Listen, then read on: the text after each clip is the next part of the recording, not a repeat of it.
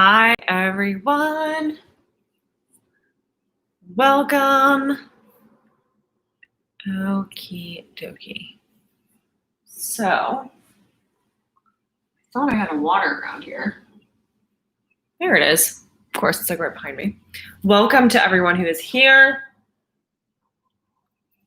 This is Holistic Happy Hour. I am Mary Spirito, your host.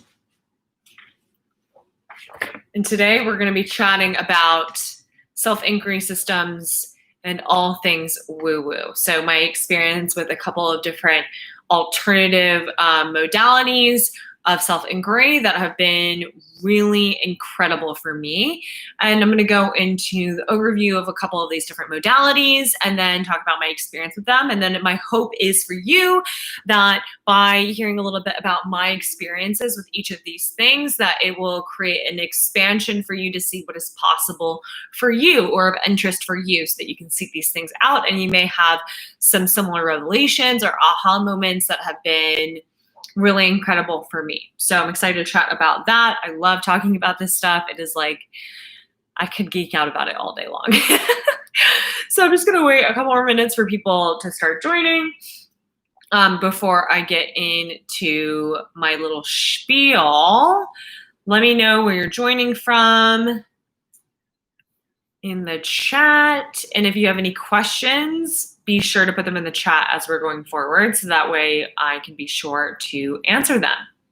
It's a really nice day here in Kentucky, which is where I'm quarantining. So I'm from New York, but I'm here at my parents' house in Kentucky. I fled so that I could be in green grass and I can go outside and have the ability to move in and outside as this quarantine has been going on. But it seems like it's coming to a wrap. I don't know. We'll see. So I think I'll be coming back to New York pretty soon, which I'm pretty excited about to see, just to be back in my home and to be back to my normal life back in New York City. Hey, Steph, what's up, girl? Okay, so let's just go ahead and get started, and as people come, they come, okay? So, again, I'm Mary Spirito. I'm an optimization advisor. It's like a health coach and a life coach all in one. I'm an energy healer and a yoga teacher. There's a lot of other things that I can encompass in that, but I taste a lot of different parts of life. But the core piece of what I do is I help women to reconnect back with the inner wisdom within and to be their own healer. I bridge gaps. I bridge gaps between the holistic and scientific, between the mind and the body, because it's within those bridges that a lot of wisdom and a lot of healing lies. So that is my main job here on this planet, is to be a conduit and a container for people to see what is possible when they allow themselves to get out of their own way and step into the divinity within. Okay? Pildora, amazing family to be a part of. All of the guides here at Pildora have a similar mission, and that is to create a sustainable world, right? Whether that be sustainable fashion, whether that be sustainable healing in my case, whether that be cooking in a sustainable way. Like, there are many different guides here that are all anchored in that same intention, which is really beautiful. And it's really beautiful that Pildora has created a space for us to be able to offer this wisdom in a way that is actionable and accessible for you guys, right? Be sure to check out the Pildora Marketplace if you haven't already. It's super dope. Okay, that being said, let's hop on into the show. So the things that I'm gonna cover today. So self-inquiry systems, what does that really mean? Self-inquiry systems are systems or modalities that allow you to understand or uncover parts of yourself from a specific perspective that maybe you wouldn't have been able to see before. I like to think of it as like, say it's like having like a type of glass, like a pair of glasses, right? So maybe you're seeing your normal life through your normal set of eyes right now, right? But taking part in these different self-inquiry systems is like taking a different type, like glasses that maybe allow you to see like the vibration of everything, glasses that allow you to see different frequencies of color, different frequencies of light, right? It allows you to see the nuances that exist there but maybe you're not so readily apparent. Maybe you aren't able to be seen with the naked eye, right? And what's beautiful about a lot of these self-inquiry systems is that they give you a lot of permission slips to embrace pieces of you that maybe you wouldn't have embraced if it weren't for this different modality, if it weren't for this different person, place, or thing to be able to put it in a way for you to absorb it and understand it and then apply it to your life. Okay. As well, some of the things that we're going to be speaking to maybe aren't self-inquiry systems per se in the most purest form, but they allow you to lift the veil between the conscious and the subconscious so that you can see what is inside. What is the essence within? Where are the blocks? Where are the behaviors? Like what is there that maybe you aren't seeing consciously until you are stepping in these different modalities that allow you to see them from the subconscious perspective. Okay? For everyone who's just joining, I was just going into what we're going to be going over today, which is self-inquiry systems and all things woo-woo. So different alternative modalities that have given me permission slips to embrace parts of myself in a way that's been instrumental for my life, really. So if you have any questions about anything that I'm saying, totally put them in the chat. I would love to make this more of a conversation. That would be amazing. So I'm just going to quickly go over all of the things that I'm going to speak about today so that you just have an idea of where we're going with this, right? So that we're just like on the same roadmap. I'm just giving you the GPS beforehand. Okay, so we're going to be talking about human design, astrology, Astro Cartography, intuitive, like, which is also like psychics, past life regression, Reiki and energy healing, breath work, Enneagram, and plant medicine. So we're talking about a lot of shit today. I maybe got a little overzealous, but I just got so excited about this, and I really want to be able to provide you guys as much value as possible when talking about this stuff. So I thought, you know what? Screw it. Like, let's just do it all. Okay. So I'm going to read this one more time. Human design, astrology, Astro Cartography, intuitive, psychic, past life regression, Reiki, energy healing, breathwork, Enneagram, and Astro Cartography. Okie dokie. So the first thing that I want to speak to is the one that you maybe are more familiar with, and that is Enneagram. Has anyone worked with Enneagrams or know what Enneagram is? Put it in the chat if you know what that is, if you've worked with that before. So, okay, I'm just gonna speak to it. So Enneagram is a system of personality typing. It's kind of like Myers-Briggs, but not within using those variables, okay? So the system of personality typing that describes patterns in how people conceptualize the world and manage their emotions. The Enneagram model describes 9 different personality types and maps each of these types on a 9-pointed diagram, which helps to illustrate how the types relate to one another. Okay, so what you can do to figure out what your Enneagram type is you can go online and just look up Enneagram test. What I really like about Enneagram, more so than I like about Myers-Briggs personality test, which is the typical and most traditional type of personality test, is that I think that it gives you, it has varying degrees, right? So each person has their type out of the 9 types that is designated by a number, 1 through 9. Okay. Each number has certain characteristics that are generally applied to that certain type. Okay.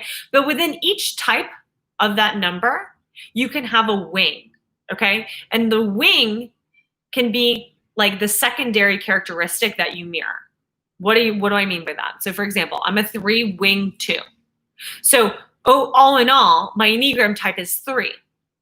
But with the wing 2, I also mirror some characteristics of the 2 type as well. So I'm just going to use myself as an example and why I think it's so spot on. And as I talk about this, and if you guys know me from my Instagram ritual and routine, you're going to be like, holy shit, that's spot on. So my Enneagram type 3 wing 2 is the enchanter. People who identify as Enneagram type 3s with a 2 wing primarily identify as type 3s, but share some characteristics with type 2s. They tend to be ambitious, charming, enthusiastic in their behavior. They are driven and love to achieve. They adapt their attitude to the environment, which can make them very effective communicators. Basic fear. 3 wing 2s are afraid of failing and being unworthy of love. They avoid this by setting and accomplishing goals in order to feel successful and worthy. Holy crap, if I can't tell you that every limiting belief that I've ever had has been centered around feeling unworthy or a fear of failing, right? Basic desire. My basic desire is to be admired and accepted. They seek value through accomplishment, which may push them deeper into their work. Enchanters tend to adjust their persona towards their audience in order to feel as though they are easily liked, which may lead to playing a character rather than being themselves. So I will say, two wing ones, Stephanie said 2 wing 1, I found it so accurate. It's so accurate. So with me, like before I did a lot of my shadow work, I definitely put on like a character, like, right? Like depending on who I came upon, I'm like, okay, whatever you imagine, I would read the person and I'm like, whatever I think they want to receive, I'm going to be that person. And I was really good at it. It's like, not, you know, it's great. It's what I had to do as an empath because I derived so much of my self-worth from what other people thought of me. Typical 3 wing 2 trait. But at the same time, I was self-abandoning, right? So now I've been through that. Now, like, I obviously want you guys to have value and do well, but all in all, like, I don't really give a shit what you think of me, you know? Like I'm enough sedimented in my own self-worth, deriving it from within, that I know that whatever is thought of me, if it is not with good intent, is usually just a mirror for that person. And that's been able to give me a lot of license just to show up really authentically. But yeah, these things all hold true to me. So one more thing about that. So for me, Enneagram 3 and 2 personalities tend to be encouraging and vivacious, enjoy setting ambitious goals, seek success and accomplishment, focus on their social appearance, fear being rejected or unworthy of love. So the enchanter type finds themselves able to really step in front of crowds, really be able to be in front of people, really to be charismatic and personable. And that's something that I definitely relate to. I definitely find that I use it in my best interest to, like a lot of people have said that I have best friend energy, right? Which has been great because I use that in my work and people feel really able to have intimate relationships with me, right? Like people will open up to me and trust me very easily. And I hold a container for them. And that's just what I do from a natural perspective. Another thing with that is like public speaking. Like my whole life is public speaking. I have never been afraid of public speaking. Like you could put me on a stage right now in front of whoever and I will talk. Like that has never been something that has made my heart come out of my chest or anything like that. And I think that is just a part of my type. So seeing these things, why this is important, right? Okay, so a lot of times, a lot of these things, you already know these things about yourself. But it isn't until you have the handle put on the idea where you're seeing it on paper, where it's like, okay, enthusiastic, ambitious, fear of being unworthy of love or whatever, that you're able to be like, okay, yeah, that's me. I can embrace that and I can embrace this as well. Right? So it just gives you the permission slip to embrace certain parts of yourself, to identify with certain parts of myself. And then when you see those things show up within yourself, you're like, yes, obviously, like I'm a 3 wing 2. That's just a part of who I am. Right? And sort of sometimes as well, when you see those pieces of your types show up, you can say, okay, you don't have to judge yourself for that piece that shows up. You can just say, that's just a part of who I am. And you can love that part of you for that. Okay? Any questions about Enneagram type? Really easy. You can just go online and you can take a little quiz and it's super amazing. Okay, moving on to human design. Is anyone familiar with human design? Put it in the chat if you are. So human design is super cool and has given me the license to do some really cool shit in my life. Human design is the idea that we as earthlings, we as individuals are broken down into 5 different types. I'm like, okay, I need to count this through. 5 different types of individuals. And with each type, of course, each person has very distinct characteristics, very distinct pieces in their chart. It's like astrology in that it's all based off of the time and place that your soul entered into a 3D body into this world. Okay? So that dictates what is created as your human design chart and your human design type. Okay? So there are 5 different types. manifestors, manifesting generators, generators, reflectors, and projectors. Each type has a specific way that they operate, overarching specific way that they operate, where they communicate, how they can work with their energy, how like what they're like as a person, and it's really accurate. I've found. For me, it gave me, and I know that this may be foreign to some of you guys, so I'm gonna give you like a little overview of each type so you can see which resonates. And then what you can do is you can go online to mybodygraph.com or Jovian Archive, put in your birthday information, put in the hour and time that you were born, and it will give you your human design chart. Okay. And then you will dive down this human design rabbit hole in the same way that I did, or that the majority of the people do when I have opened up this door for them. Okay. So before I tell you about the different licenses that I receive about myself and the impact that it's created in my life, I thought it'd be cool if I read what the different types were so that you can see which one of these resonates for you. So feel free to put it in the chat. If you know what your human design type is, put it in the chat. I would love to know. If you don't, as I'm reading these, put it in the chat which one you resonate with. It'll just be cool. It's a science experiment, right? Okay. So manifestor. Manifestor is 8 to 10% of the population. You're here to just do it. You're the only one. Okay, by the way, asterisk. I'm reading this from my friend Katie Calder's Instagram. She is an amazing human design reader. She has a Instagram called Human Design Lady. Also her Instagram, Katie Calder. She has been so instrumental in giving me my permission slips when it comes to human design. So be sure to check her out, okay? So I'm reading this from her Instagram. Manifestor. You're here to just do it. You're the only type who's here to initiate action. Align with your vision and inform others when you're ready to do. You're a born leader, self-starter, and visionary. You're here to freely and independently make waves. You're a catalyst for a transformation. Wow, I cannot read today. For a transformative change. I'm like trying to put all this personality in it, and that's like inhibiting me from reading. So that's manifestor. The next one, generator. 35 to 38% of the population. You're here to learn what you love and unapologetically go after what lights you up. You embody pure, sparkling magnetism when you respond to the right opportunities for you. You're a master builder and creator when you take aligned action towards your goals and watch your dedication transform into mastery. You are the driving force of the world. Lean into what you love and watch as your surrounding world gains energy, momentum, and life. So generators are people who are really good about being like, okay, I'm going to accomplish this task. And then they work over the course of like 10 days every day. They're like, all right, I'm going to dedicate 3 hours every single day in order to make it happen. And then they make it happen, right? It's like as soon as they get in their mind, they're like, done. All right, it's happening. It's happening. Manifesting generators. This is what I am. 32 to 35% of the population. You're here to be a trailblazer and break boundaries. You're a multi-talented, multi-passionate force backed with a generator's drive and a manifestor's ability to accomplish. You're inherently efficient and not here to follow a linear path or live by anyone else's rules.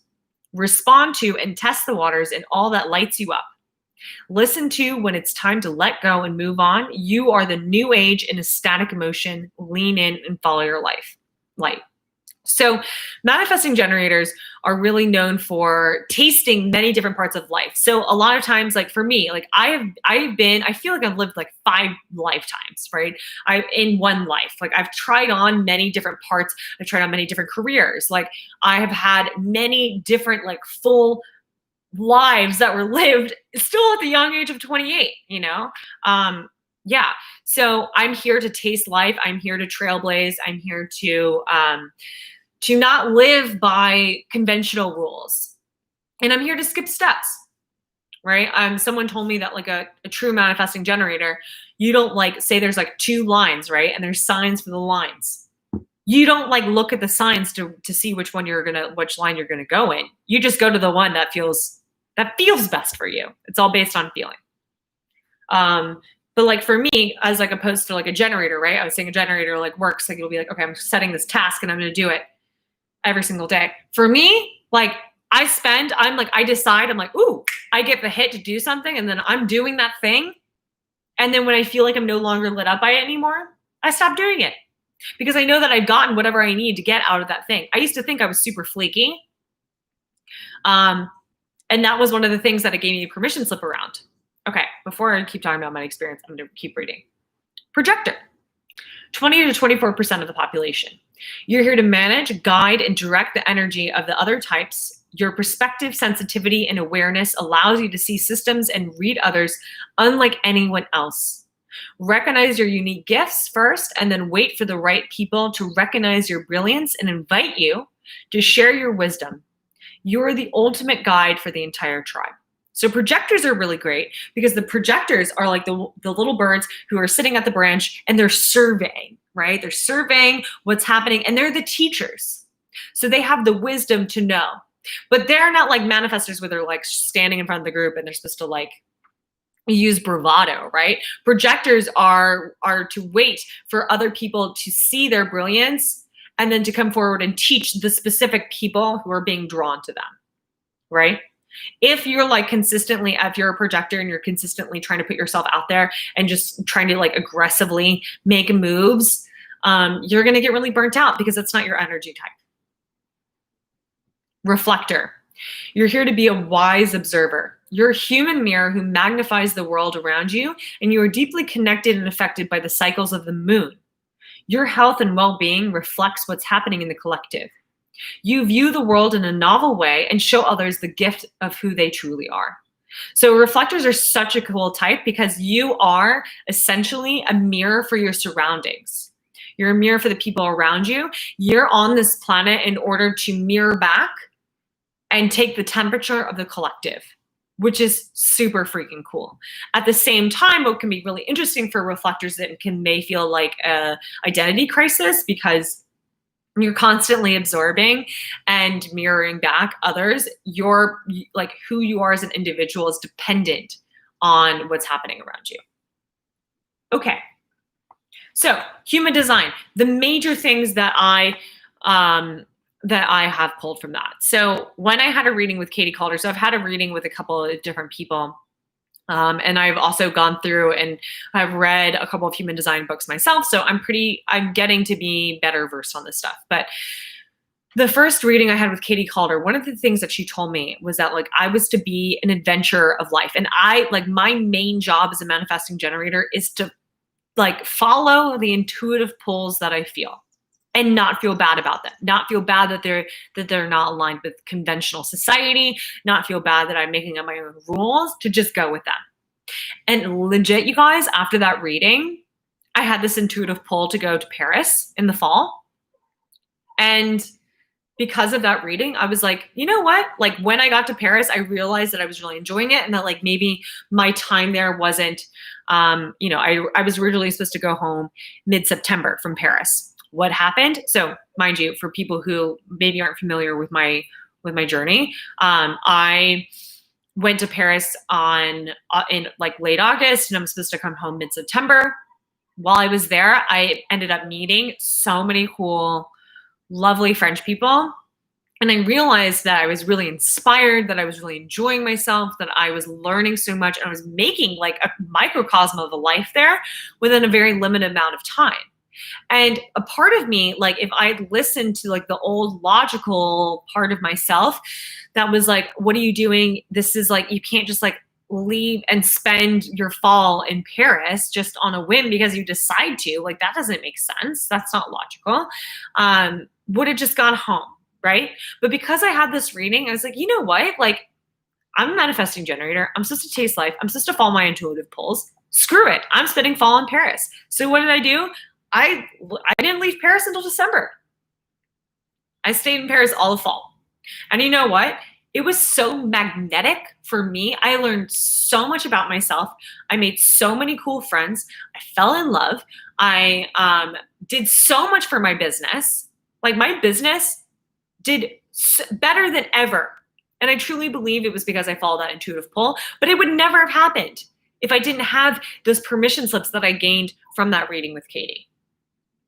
Highly suggest that you look into having a reading with her. Another person, I'm just going to go ahead and give you all 2 more people who I suggest for readings. Bethany B Lifestyle. It's actually her birthday today. That's her handle on Instagram. Her name is Bethany Bubenzer.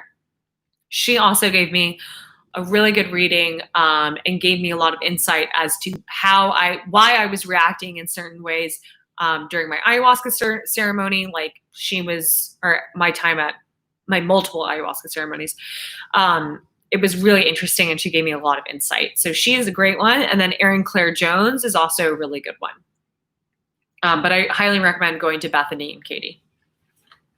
Okay, moving on. Let me know, put something in the chat if you're like with me on this, if how you're feeling, what we think, possible types you think you could be. Okay, the next one I'm going to speak to. Which one do I want to speak to? Astrology. We'll just do that, okay? So I had an Akashic Records and astrology reading with, hold on, let me get the name of the person so that way if you guys are interested, you can do it. Her name was Mallory, and she was great. Okay, her handle is Moon Lady Astrology. And the Akashic Records, what does that mean? So the Akashic Records is this idea that there is a record in the spiritual realms of everything that there is to know and will be and has yet to come of your life. Okay? So essentially, when someone's plugging into their Akashic Records, they're plugging into your guides, they're plugging into past lives, they're plugging into like this divine wisdom that they're able to channel in and give you snippets as they see fit. Okay, so I had an astrology reading that was so interesting because it really gave me a lot of license around a limiting belief that I had around needing people to get me and understand me, and that like the people closest to me really, and that being validation for me. So something that I really struggled with is needing like my closest friends and needing my family to get what I do. I know that I am a spiritual thought leader, and I know that I'm a fantastic coach, and I'm a healer, and I've done a lot. I've been in a lot of publications. I'm not trying to like toot my own horn, but like I've established a really good life for myself in this job. However, because I have created a new modality of healing, and because it is alternative still in some aspects, I do realize that it is not necessarily the easiest thing for everyone to understand. Okay? Some people do not see as much value in what I do based off of their programming. Does that mean what I do is not valuable? Of course not. And it's been validated time and time again through all of the praise that I've received from my past clients that what I do is helping to heal the planet. That what I am is really a conduit for source energy. That it isn't a soul contract for me to come on this earth and experience what I've experienced so that I can package it in a very pretty little package and be able to create a container for other people to work through the same issues that I have in the past, but in a way where I'm collapsing the timeline and I guess speeding up the transition from A to B. That's why I call it optimization coaching, because whatever A is, I help you to optimize the algorithm to get you to B. Okay. So what my astrology reading and my Akashic Records reading with Moon Lady Astrology did for me was it allowed me to see that part of my like dharma and what was reflected in my natal chart, which is like your astrology chart dictated again, like human design, by the date, time, and place from which your soul entered onto this earth. Okay.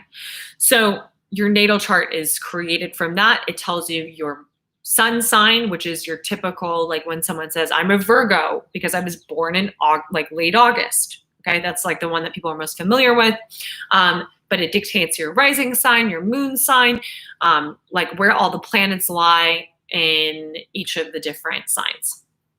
So for me, one of the biggest permission slips that I received was that my like biggest piece is to know that I need to stop trying to prove and trying to get people around me who are still, you know, close to your friends and family. I need to stop needing them to understand and get it in order to feel validated in my life's purpose. That is like part of my dharma, part of like the big lesson that I'm supposed to learn. And the other piece was that the more like I was meant to be a leader and a healer in the spiritual space. Legitimately, every piece of my chart is like healer, healer, spiritual, leader, healer, healer, speaking. Like it's all, for me, it's all about speaking. It's all about storytelling and sharing my story. And it's through sharing my story and it's through helping other people through their story that I get to help people heal the planet, which is so interesting and was great to have that license. I'm going to actually, I need to like turn back and talk about human design, another permission slip that I got from that when talking about that. But that was something that was really interesting was I received that information and the piece that in order for me to be successful in my truth and in my dharma, what's reflected in my natal chart is that I need to do my best to open up my heart and to be in front of the community, be a woman of the community, and to put my voice out there and to put my story out there and to create a container for people, because by putting my story out there, by standing up on stage, I help people heal themselves, which was super cool and like very specific and so interesting that like that's the path that I was already on. Mind you, she didn't know anything about me. She had no idea who I was. So it's not like, you know, it's wild that this was so conducive to what I'm already doing. What else? Oh, and that for me, the real, like what I'm born to learn and know is that as I embrace that a lot of people around me are going to, maybe not a lot of people, but like the maybe close family and friends around me are going to doubt that that's all like all part of my training, that I'm supposed to embrace the community and what the community has to say.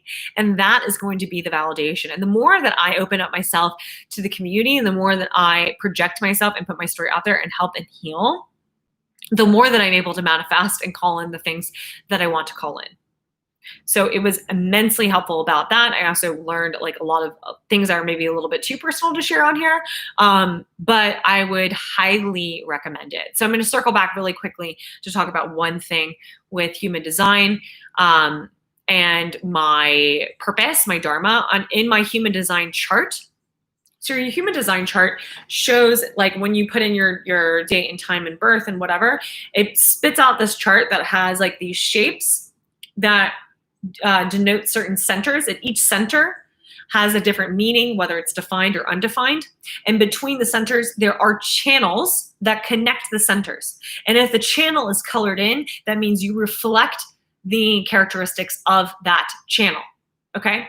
So for me, my human design chart, why I'm circling back, a lot of it reflected again that I was a healer, that I was an empath, that I have intuitive abilities, and that through sharing my story, I have both. There are two storytelling channels. I have both of them filled in. So it's through telling my story and it's through sharing and it's through talking and it's through being on platforms like this that I'm actually living out my life's purpose, which is super cool. And that I have the ability to be very clear. Hopefully, you guys can tell me if this is wrong. I have the ability to be very clear when I am telling story, when I am speaking about these things, when I am distilling these things in a way to make it actionable and accessible for you. Okay. The next thing is Astro Cartography. So that is using, the idea is that it's like same thing with astrology, where you put in your date, time, and birth, and then it shows you on a map according to each sign and the houses where it resides. So it makes meridians on a map and it shows you according to your astrology and your natal chart where like the best places for you to live are, where are the places where you are going to meet shadow parts of yourself, where are places that are going to be tough for you to live.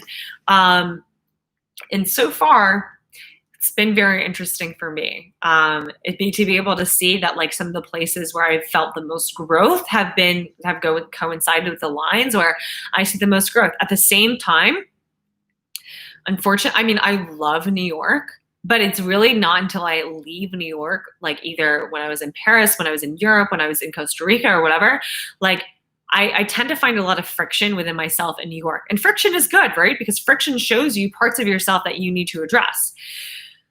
But at the same time, it's kind of daunting. So if I'm going to live in New York for the long term, it's so important for me to continuously leave New York to go to these places where I'm able to find immense growth and then be able to come back and, continuously uncover other pieces of myself.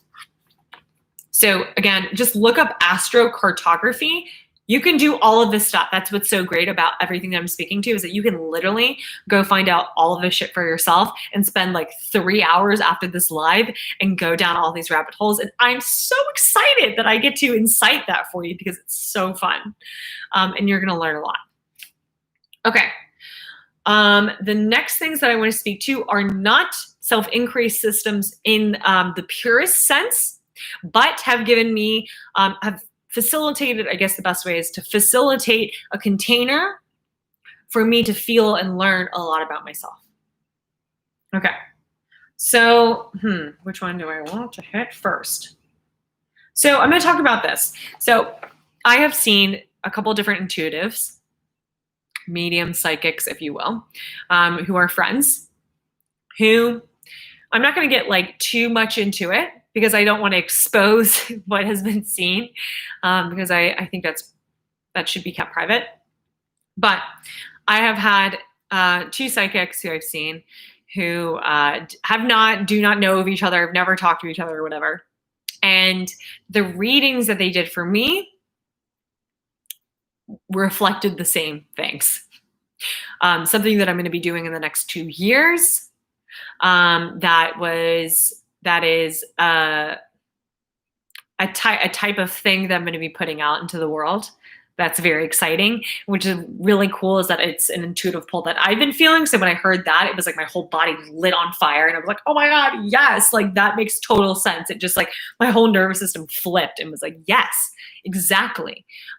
Again, I would have done this anyway, but it almost gave me the permission slip to be like, "Okay, I need to like really cut the shit and like do it to it," because one of the intuitives was like, basically your guides are telling you to cut the shit and get started on this project. And I was like, all right, that's all I needed, was just like a little slap in the ass to like move forward on this. You know what I mean? So that was one piece. And then another piece is, both of them spoke to, and I can share this piece is because I felt this and I've shared this on my podcast, is that immediately after I had participated in my plant medicine ceremonies, in my ayahuasca ceremonies, like legitimately after the last one finished, which if you guys want to know more about, I'm going to talk a little bit about that today, but if you want to hear like the whole gamut of what I learned and what went down, definitely check out my podcast, the Ritual and Routine podcast, and listen to the ayahuasca episodes. Super interesting. But that last ceremony, which was supposed to have ended at 10 a.m. for me, I mean, for everyone, which actually ended at like 3 p.m. for me because it's such a latent response to the medicine, but that's a story for a different day. It was I had one of the scariest moments of my life in that ceremony, because of what was exposed. What I'm saying here is that the medicine was completely safe, but what I saw was so intense. So I come out of this experience, which maybe after having such an intense experience, you would think, oh my gosh, again, it was life-changing and something that I needed to release. It was like the ultimate healing piece, but it was something that was so integrated into my personality, into who I was, that releasing it was super hard. So it wasn't until like after I came out of such a hard ceremony, it was really amazing, but really hard, that immediately I knew that I was going to be doing, and I was going to be working with plant medicine again. And then I was going to be facilitating to work with individuals in order to making it more accessible and for people, and to make it not as taboo to work with it. So immediately after, I got this intuitive pull where I was like, I know that I'm going to be coming down and working at an ayahuasca retreat center to learn more about the medicine so I can facilitate groups, to bring groups of women who have suffered with disordered eating, who have suffered with self-worth, and bring them down in a container where it feels safe to be able to experience the medicine. So I was supposed to go and work at and volunteer at a center so I could learn more about the medicine. But that's being pushed off for a little bit, but it's going to happen. So I'm just waiting to see when that's going to be. The idea is that I'd probably go for about 3 months. Anyways, I don't need to go into all of that, but it's happening. But what was so interesting is that during both of those readings, they were like, oh, it's super important for you to be working with plant medicines. It's like, what the hell? Like, again, they didn't know any, like, okay. One of them was like, they became my friends after the fact, but when I first saw them, they didn't know anything about me. Okay. So to say that to someone, you know that it's true. I was like, oh my God, how did you know? So anyways, that gave me the license to be like, okay, cool. This is aligned. Right? Again, it's just checking off. It's just like, I already know this thing, but it's cool to have the validation be like, yo, this is aligned. Okay. Next piece, I'm going to talk about breath work.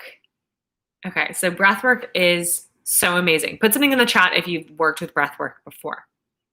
So the type of breath work that I'm speaking to is conscious circular breath work. Okay. You have pranayama, which is different breathing techniques, which is more in the yogic tradition, right? Where you maybe done where you alternate nostril breathing, the lion's breath, those different types of breath. The interesting thing about conscious circular breath is that you're breathing in a specific pattern in order to alter your state of consciousness, okay? So you're breathing either mouth inhales and mouth exhales, or nose inhales and mouth exhales. I'll give you a demonstration here in a second. Hold on. In a specific pattern over and over for about an hour. Hour is pretty typical. So the pattern looks like, it could be, and you breathe into the diaphragm so you're not hyperventilating, okay? Or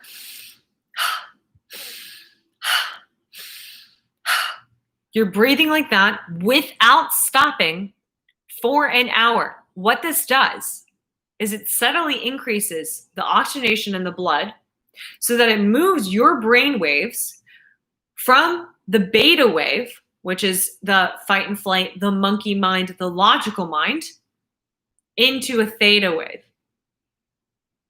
I think I have that right. Yeah, into a theta wave. Theta and gamma. Okay? And what that does is it allows you to move from your conscious mind into your subconscious mind and to be able to see it from this perspective. What's so interesting about the subconscious mind is that it's not easy to access. The only ways that you can access the subconscious mind from a conscious perspective is through breath work, hypnosis, plant medicine, emotional freedom technique, and neurolinguistic programming. Right now, I have hypnosis I use in my practice. I have NLP and EFT that I use in my practice. And then I'm right now getting trained to become a breathwork practitioner. I'm working with shamanic breathwork specifically in order to help and facilitate people to go through these breathwork journeys in order to thin the veil between the conscious and the subconscious so that they can see all the patterns, beliefs, and behaviors that are happening on the subconscious level. What's amazing about breathwork is that it creates a lot of aha moments, that it allows you to heal somatically what's in the body with breath. Okay, so with talk therapy, all you're doing is you're talking about what's on the conscious realm. A lot of what is showing up in your life, the patterns, beliefs, and behaviors that are holding you back, that's all subconscious. That's all in the subconscious computer that you can't access right now in the waking state consciously unless you're using those modalities. So using breath work, you bring yourself into an altered state. Literally, you're like not in this realm. Put something in the chat if you've ever participated in conscious connected breath work. Okay. You are like not in this realm. You are in a different plane. Let me tell you, and people who've experienced conscious connected breath work know this. It is safe if you are working with the right individuals and the right facilitators. And it allows you to access the subconscious realm from a conscious space. What this has done for me, I have had full breathwork journeys where I've had visions, where I have had downloads around people, or downloads around my business. After one breathwork journey, like completely reformatted the way that I did my business. Okay. I've seen past lives. I've seen future parts of myself. I have gotten messages from my guides. I've gotten upgrades from my guides, all of these different things that have been so instrumental in my progress and in my life and in my, and like really fortifying who I am, right? Like I'm not afraid to be me one freaking bit because of all the pieces that I've learned from all of these different modalities. I'm not afraid to show up and to be quirky, and I'm not afraid to be authentic because I know that this is what I'm supposed to do, right? I know I have all the permission slips to embrace these aspects of myself. So what's really amazing about breath work is that it allows you to meet unmet pieces of yourself. Unmet emotions that you've been squashing down, parts of you that maybe growing up, it was, programmed into you that it was unsafe to be seen, that it was unsafe to act authentically, right? So using breath work, you get to access those trapped emotions within the body. You get to feel them and you get to set them free. You get to extract the wisdom from them and you get to let them go, which is incredible. And then once you're able to somatically work through that, you're able to free yourself from patterns, beliefs, and behaviors that hold you back. And then you get to have fun during these breathwork journeys.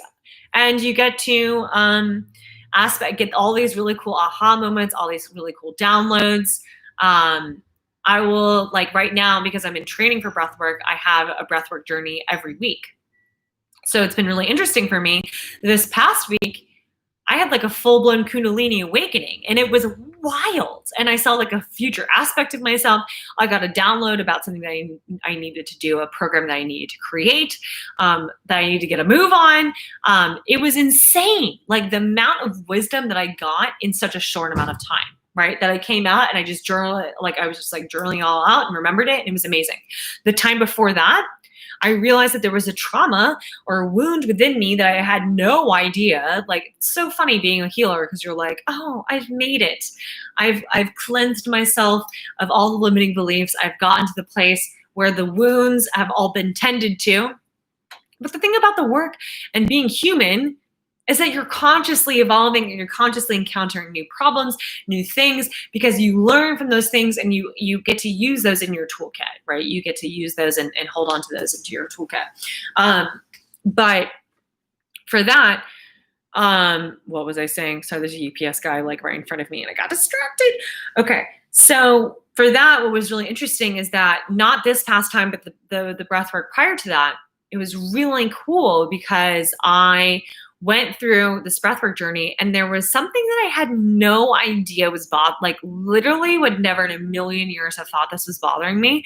And it came to light and I relived some traumatic, like an experience that I didn't realize was traumatic, but was actually pretty traumatic. And I felt and got to release that emotion. And it was like, I can't even tell you, it was like the weight was being lifted out of my chest. And I bawled so hard that my mom the next day was like, I almost came and broke down your door to make sure you were okay. But that's what it is. It's about feeling your emotions. It's about moving them through so you can create a clear container so you can consciously decide how you want to manifest your emotions and your energy. Okay. So that's breath work. If you want to check out, if you want someone to guide you through a breathwork journey, give me a couple weeks. Otherwise, check out the Sacred Breath Academy. Kaya Lee, she's an absolute angel. She's who's teaching me right now, and I'm learning a lot. Okay, so I would definitely recommend journeying with her. Another person is Joy from the Joyful Approach.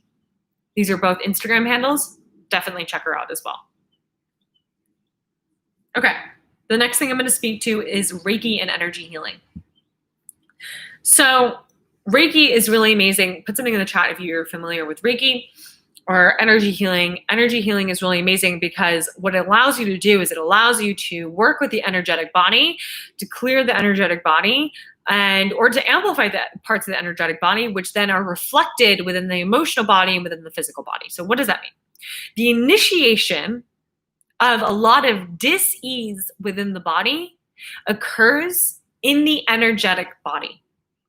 Stagnations in the energetic body, sticky parts of the energetic body, okay? Parts of maybe emotional instances that happened that get stuck and stagnate that part of the body, so it doesn't allow prana, that life force energy, to move through the body cohesively. What that can look like. So for example, for a lot of my clients who have disordered eating, right? I see it all the time in the solar plexus. The solar plexus is all around identity, self-esteem, control. Okay. So if you're having disordered eating is really just you playing out those issues in the arena of the self and of food. Okay. So a lot of times I see that they have stomach digestion problems and disordered eating and adverse eating behavior, best friends. These are solar plexus chakra imbalances. This is part of your energy body. That's why it is so important to work with the energetic body, to work with moving energy and not squashing it down. When you feel an emotion, it is so important to move your energy so that it doesn't get stuck and it doesn't create tension within there and it doesn't allow your life force energy to flow. What can happen when energy gets stuck in one of the chakras is that it can create physical and emotional tension and dis-ease.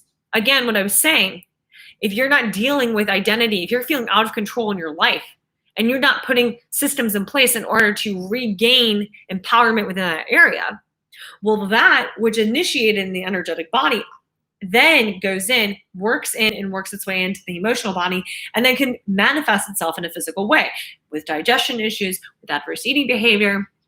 There's a whole host of different things that I can manifest as. Okay, so by using Reiki, by using energy healing, what we do is we're able to go in. We're able to go in using that Reiki energy, and we're able to clear out any of those stagnations that are there. We're able to clear out, we're able to amplify any parts of you that need to be cleared of blocks, that need to be amplified. Okay.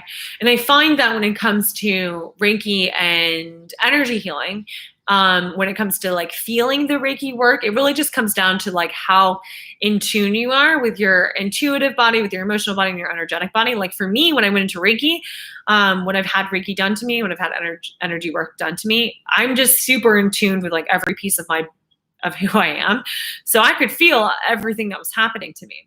And it's now really cool now that I'm practicing as an energy healer, seeing how different people can feel exactly where I'm moving the energy as I'm moving it through.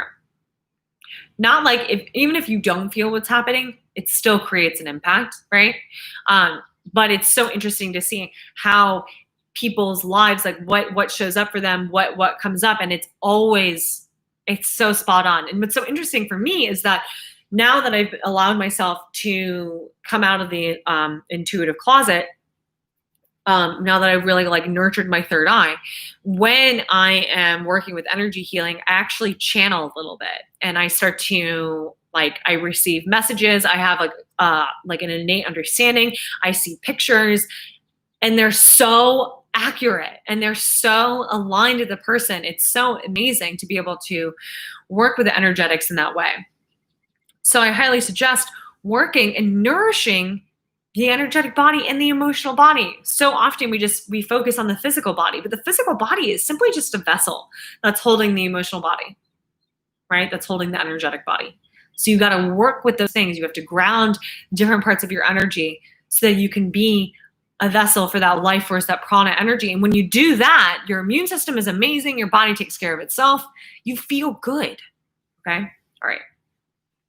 So the last thing that I'm going to speak to is plant medicine. And I'm not really speaking like a lot to that today. But I do think it's worth noting because it's something that is probably one of the most life-changing things that I've ever done. Asterisk, this is not for everybody, okay? Plant medicine is not for everyone. If you feel called to it, and if your intuition, you're continuously being called to it, amazing. Then you should look and you should do your own research, and you should make sure that you don't have any contradictions when it comes to your health and these plant medicines. But if you meet all the criteria to be able to work with plant medicines, and if you're being called to work with plant medicines, it is a truly amazing experience.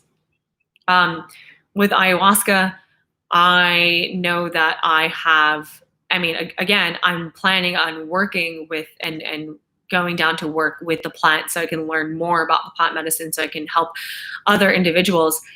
With plant medicine, I was able to truly release some trauma, some emotional wounds, some limiting beliefs and behaviors.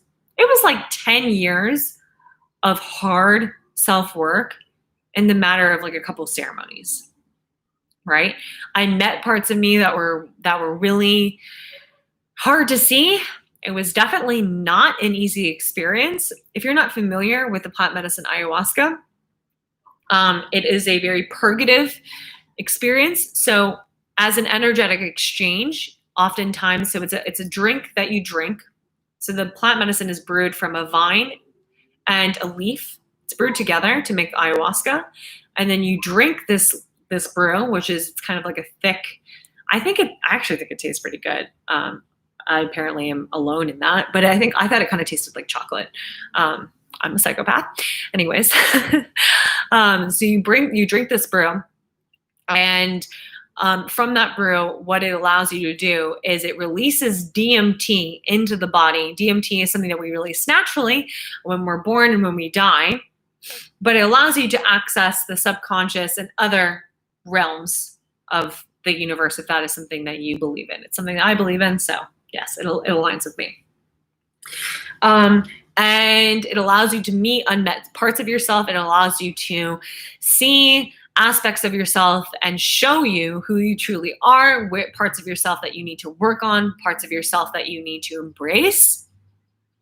And for me, it was just absolutely life-changing. I would say that it completely changed who I was as a person. And I'm so thankful for the work that I did with it, but it was extremely hard. So what I was saying before about it being a purgative brew, as the energetic exchange, when you drink it, you tend to, you can purge either by crying, by yawning, by throwing up, by going to the bathroom. It's not pretty per se. It's definitely physically demanding, but that's all by design, right? That's all to help you weaken the ego so you can let go and just receive what the medicine wants to show you, what's in the subconscious mind. Okay, so those are all my tools. Again, a lot of these things, you can go online and you can look up quizzes and you can learn these things about yourself. And I highly recommend that you do, because I think having these permission slips and then embracing these pieces of yourself are some of the best things that you can do for your self-fortification and for your mental health. Again, thank you to the Pildora family. Check out the Pildora marketplace. We are all here to create a sustainable future when it comes to fashion, when it comes to life and healing. So it's always amazing for me to be able to come on here and share this with you guys. I'm so happy that I get to share this with you guys today. Let's stay connected. Find me on Instagram at Ritual and Routine. Let's chat. If you have any questions or anything of that nature, please hit me up. I'm always down to chat. And a lot of these things I spoke to, you can actually find information on my Instagram or on my podcast, which is the Ritual and Routine podcast, available where all podcasts are available. Okay, guys, it was so lovely to chat with you guys today. I love you all so much. And I will see you guys next Wednesday, 5 p.m. Eastern Standard Time for Holistic Happy Hour. This is my little dance. Okay, bye.